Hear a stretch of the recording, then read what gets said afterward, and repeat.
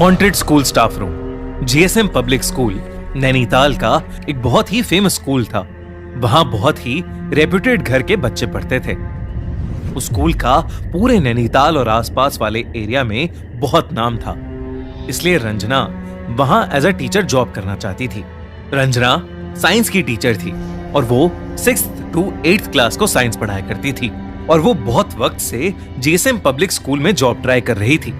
Finally उसकी job उस reputed school में लग गई थी। रंजना बहुत खुश थी और वो पूरे मन से अपनी जॉब किया करती थी। स्कूल में एग्जाम्स का टाइम आ गया था और एक दिन रंजना एग्जाम पेपर्स चेक करने के लिए स्कूल के स्टाफ रूम में लेट तक रुकी हुई थी। उसने अपने पेरेंट्स को बताया था कि वो स्कूल से लेट आने वाली थी। मगर चिंता की बात तो तब हुई जब रात के 11 बज गए और रंजना का कुछ अता पता नहीं चला। उसके पापा उसे बार बार कॉल कर रहे थे मगर वो फोन ही नहीं उठा रही थी। देखते ही देखते 12 बज गए, फिर 3 बज गए और फिर अगले दिन की सुबह होने को आ गई। रंजना के पेरेंट्स बहुत परेशान हो गए थे, इसलिए उसके पापा तुरंत स्कूल के लिए निकल गए मगर स्कूल के गेट पर ताला लगा था। इसके बाद रंजना के पापा सीधा लोकल पुलिस स्टेशन गए और अपनी बेटी की मिसिंग रिपोर्ट दर्ज करा दी।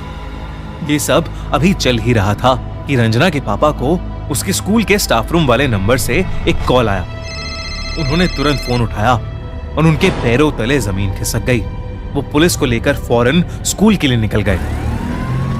वहां पहुंचकर उन्होंने देखा कि स्टाफ रूम में रंजना की लाश पड़ी है। उसके सर पर गहरी चोट लगी हुई थी और शरीर पर ढेर सारे चोट के निशान थे। पुलिस ने यह सब देखकर तुरंत रंजना की डेथ की इन्वेस्टिगेशन शुरू कर दी। उसके शरीर के निशान सीधा इशारा कर रहे थे कि उसे किसी ने बड़ी बेरहमी से मारा है। पुलिस ने जब सीसीटीवी फुटेज चेक किया तो उन्हें उसमें कुछ नहीं मिला। शाम 8 बजे तक रंजना पेपर्स चेक करती नजर आ रही थी और उसके बाद अचानक सीसीटीवी फुटेज करप्ट हो गई थी। यह केस पूरे नैनीताल में फेमस हो गया और जीएसएम पब्लिक स्कूल काफी चर्चा में रहने लगा। स्कूल की प्रिंसिपल को यह बात बिल्कुल पसंद नहीं आ रही थी कि उसकी स्कूल की रेपुटेशन खराब हो रही है। इसलिए उसने पुलिस इन्वेस्टिगेटर अजय को बार बार स्कूल में आने से मना कर दिया। अजय ने केस के बारे में खूब इन्वेस्टिगेट किया मगर उसे कुछ समझ ही नहीं आ रहा था कि आखिर रंजना का मर्डर हुआ कैसे और क्यों। उस स्कूल के सामने एक चाय और स्नैक्स की दुकान भी थी जहां एक बूढ़ी अम्मा सफाई का काम किया करती थी। एक बार अजय जब वहां पर चाय पी रहा था तो वो बूढ़ी अम्मा अचानक से बोल पड़ी कि उस स्कूल में भूत है और उस भूत ने ही उस टीचर को मारा है। ये सुनकर पहले तो अजय हंस पड़ा लेकिन फिर कुछ देर बाद उसने सोचा कि वो एक बार रात में जाके स्टाफ रूम चेक करके ही क्यों ना आ जाए। इसलिए एक शाम स्कूल बंद होने के बाद अजय गार्ड से स्कूल खुलवाकर चुपचाप स्टाफ रूम में इन्वेस्टिगेट करने चला गया। स्टाफ रूम में जाते ही उसको कुछ अजीब सा महसूस होने लगा। अचानक ही स्टाफ रूम का टेम्परेचर ठंडा पड़ गया था। अजय ने स्टाफ रूम को अंदर से बंद किया और फिर इन्वेस्टिगेट करने लगा। उसने रंजना का लॉकर खोला और डॉक्यूमेंट्स देखने लगा।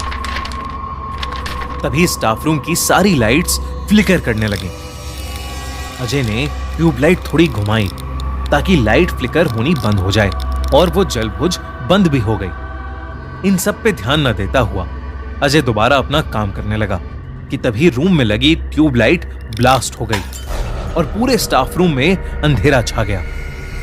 अजय ने इस बात को ज्यादा सीरियसली नहीं लिया और सभी पेपर्स उठाकर रूम से बाहर जाने लगा मगर स्टाफ रूम का दरवाजा अब खुल ही नहीं रहा था। उसने दरवाजा खोलने की बहुत कोशिश की मगर वो खुल ही नहीं रहा था। तभी अजय को अपने पीछे से किसी औरत के रोने की आवाज आई।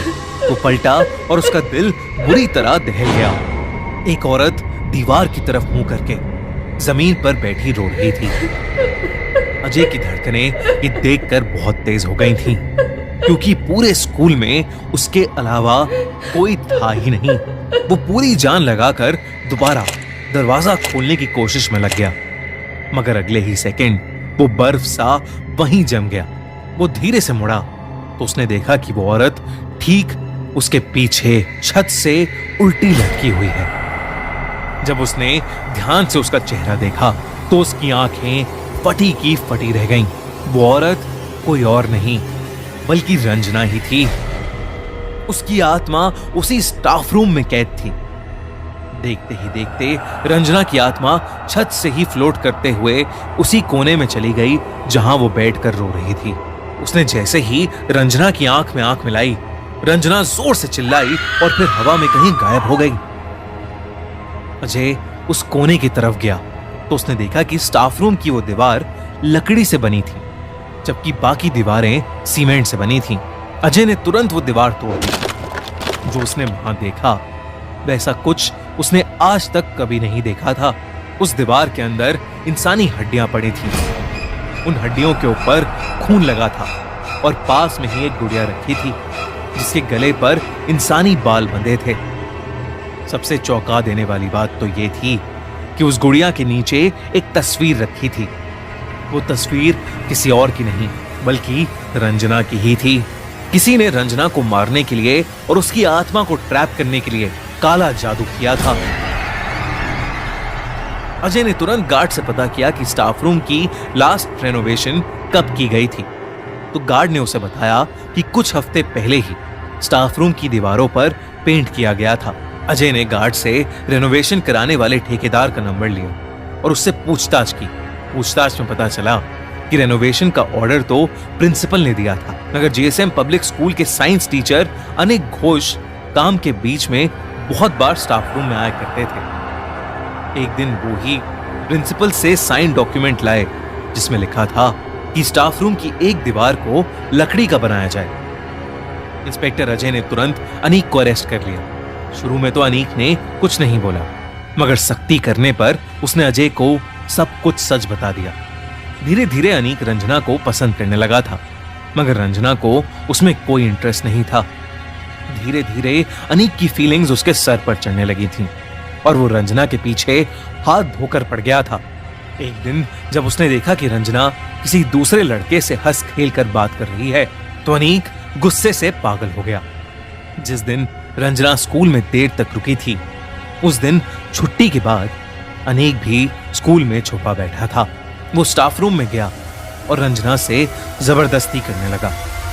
रंजना ने अपने बचाव में अनीक को धक्का मारा, मगर अनीक को बहुत तेज गुस्सा आ गया और उसने रंजना का सर टेबल के कोने पर दे मारा। रंजना की वहीं मौत हो गई।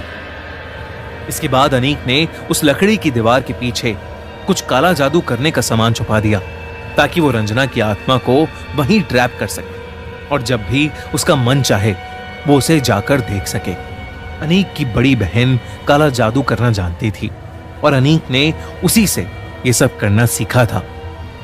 अनीक के खिलाफ एक सॉलिड केस बनाया गया और कोर्ट द्वारा उसे उम्र कैद की सजा सुनाई गई। जीएसएम पब्लिक स्कूल के उस स्टाफ रूम को हमेशा के लिए बंद कर दिया गया, मगर आज भी कई स्टूडेंट्स और टीचर्स ये दावा करते हैं कि उस स्टाफ रूम से आज भी किसी औरत के रोने की आवाज आती है। आपको क्या लगता है, क्या रंजना की आत्मा अभी तक उस स्टाफ रूम में कैद है?